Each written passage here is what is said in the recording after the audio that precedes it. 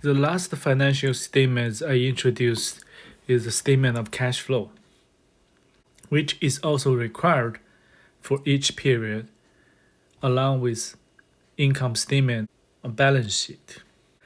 This statement provides the information regarding the company's cash receipts or cash disbursements.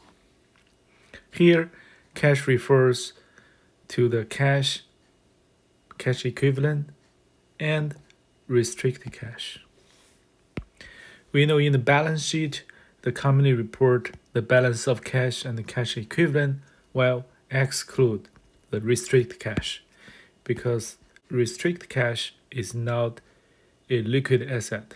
It should be classified according to its specific characteristics. The statement of cash flow provide useful information for investors and creditors to assess its future profitability, liquidity, and long-term solvency. The reason is, finally, the company should pay its bill, expenses, liabilities in cash. How the cash are generated, or where is the cash inflow? Also, how the company spend its cash flow or the cash outflows are very useful information for the investors and the creditors. So the answer for this multiple choice question is D. All of the answers are correct. The statement of cash flow are reported in 3 sections according to the 3 different business activities. The first one is operating activities. So in this section, the company report its cash inflows and outflows from operating activities. The examples of cash inflows for operating activities includes the sales of goods and service. So when the company sells its products, it receives cash payments from the customer, and this cash inflow is classified as operating cash inflows. Also, interest dividends from investment are classified as cash inflow for operating activities. In the income statement, we report sales as revenue, while interest dividends as interest income or investment income. The cash outflows from operating activities includes the payments for the purchase of inventory, the payments for the expenditures, payments for the interest on debt, income taxes. These are all cash outflows. And also, they are related to the company's operating activities. So what you find is these activities are all reported in the income statements. But the income statement report based on accrual accounting. Operating cash flow just reports the cash inflows and outflows. We can also say the cash flow from operating activities is another version of the income statement, which is prepared according to the cash accounting. Because the relationship between cash flow from operating activities and income statements, which is based on accrual accounting, statement of cash flow operating activities, that's cash accounting. The difference between cash and accrual accounting is a timing difference. Both reflect a company's financial performance in the operating activities, but just 2 different accounting systems to report these activities. Actually, we can start from income statement to prepare the cash flow from operating activities.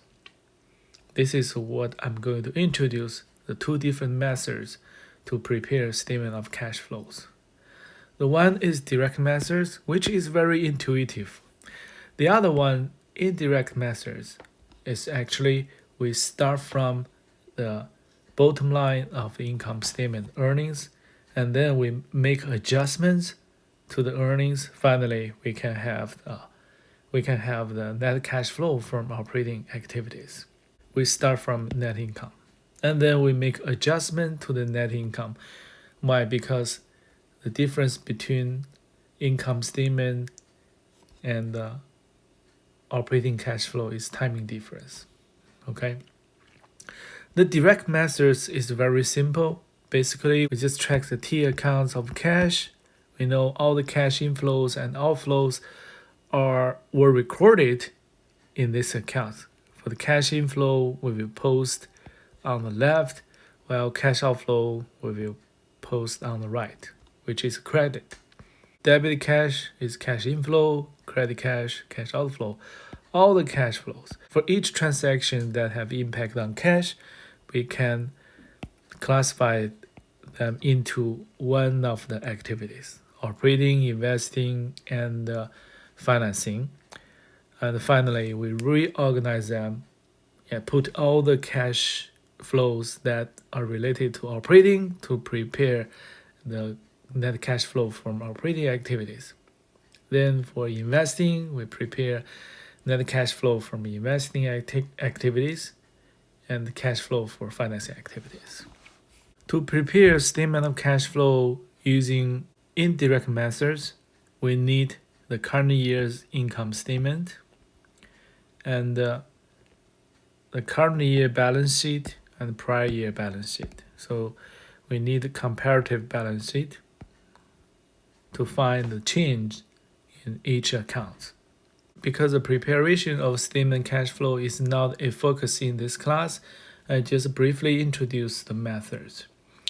See here, the operating cash flow, the net cash flow from operating activities, 55,000. It is result from adjustments to the net income. The 45,000 was borrowed from income statements, which is the bottom line. As I mentioned, the indirect methods, we make adjustments. One adjustment is the depreciation expense. So here, from 2023 to 2024, the accumulated depreciation increased 8. While this is non-cash expense, which was deducted in the income statement, however, there's no cash outflows. Remember, when we record this transaction, we just debit depreciation and the credit accumulate depreciation. And this transaction, these two accounts, right, we never debit or credit cash. So this expense is a non-cash expense. Yeah, but it is an expense deducted from revenue to calculate net income. But for cash flow, there's no cash flows. So when we start from the result from accrual accounting, we need to add back this expense or add back this deduction. Okay, so that's why here you add 8,000. And this one is very simple.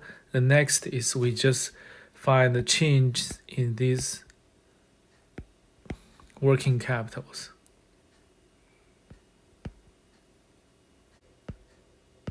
Current assets and current liabilities. Okay, the accounts receivable from 33 to 43 increased 10. Prepaid expense decreased by 2. So for the adjustment, if these operating assets increase, we will deduct it. If they decrease, we will add back.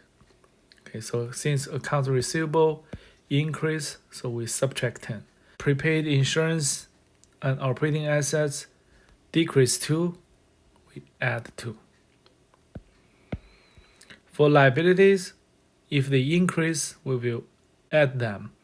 If they decrease, we will subtract. So here the accrued liability increased by 13 from 12 to 25. Income tax payable decreased by 3. So for the liability increase, we will have addition here. Decrease, we will have subtractions. So finally, all the working capital adjustment plus this non-working capital adjustment is 10. So this is addition to the net income. The cash flow from operating activities worth 55,000. this communicates us in this year the company recognized earnings or net income for 45,000. That's the result from accrual accounting. The company generate 55,000 cash flow from operating activities. There is a difference, 10,000. That's timing difference. So that's the indirect methods. For direct methods, see, again, we still have the 55,000 cash flow from operating activities, and they are actually just the sum of cash receipts and cash disbursements. The advantage of direct methods is it is very simple, right? All the numbers here represents the cash flows. However, this lose a connection between OCF, operating cash flow, with the earnings. For indirect methods, we have the same results, okay? No matter what methods you use to prepare statement of cash flows, you always get the same number. But this one builds a connection between income statement and operating cash flows. So this provides the information for the investors to know what's the timing difference between earnings and net cash flow from operating activities. The statement cash flow prepared using indirect methods is required, while direct methods is optional for the company. Okay, so the statement of cash flow operating section provides us information regarding how much cash the company generate from operating activities. For the direct methods, each number represents the actual cash receipts or cash disbursements. While indirect methods, the numbers I circled, they are adjustments. They are not cash flows. Okay, these adjustments represents the timing difference between accrual and cash accounting. The next one is the net cash flow from investing activities. So the investment activities including the purchase of long-term assets, the purchase of intangible assets, or any other financial investments. So these purchases are cash outflows for investing activities. But if the company sell or dispose of these assets, there will be cash inflows. And these cash inflows will be reported again as investing cash inflows. So here, for the cash outflows, the example includes all the purchase. This purchase includes long life assets or financial assets. The long life assets is for the future operation, while investments is for the appreciation and interest or dividend income. Cash inflow represents the sales of these assets. Next one is financing activities. The company also report the net cash flow generated from financing activities. This usually represents the transaction between the company and its creditors and owners. So the example of cash inflow includes the issuance of stock. If the company issue its stock, it will receive capital or cash from the owner, so that's cash inflow, which usually is from IPO or SEO, seasoned equity offering. And if the company borrow from the creditors, it also receive cash, so these cash inflows are reported as financing activities. For cash outflow, the repurchase of the stock. Basically, the company repurchase the stock from the owner and then return capital to the owners. So that represents cash outflow for financing activities. The payments to the principal of the debt will be reported as financing cash outflows. And payments of the dividends also represents that's a return of capital to the owners, which is also a cash outflow for financing activities. Okay, but the payments for the interest is not cash outflow for financing activities. As I mentioned, it is reported as operating activities to be consistent with the income statement, because in the income statement we recognize interest expense. Okay, next, this is the next two sections of the statement of cash flows. Here, investing $40,000 net cash outflow, because this represents a purchase, a large purchase during this year, 40,000. And issuance of stock cash inflow, dividend 5, cash outflow, so net cash flow from financing is 5. So the company generate 55 from operating, spend 40 in investing, and 5 from financing. Total net change in cash is 20. The beginning balance 102, so the ending balance is 102 plus 20, 122. And these two are reported in the balance sheet here. Where you got the $40,000, right? The investing activities. Yeah, the reason is the company invest $40,000 on equipment. And the financing, the next two is here. One is stockholders' equity in a common stock increase 10, retained earnings increase 40, but 40 from 45. Whereas this increase 40 is from the 45,000 earnings, while the 5 is dividends.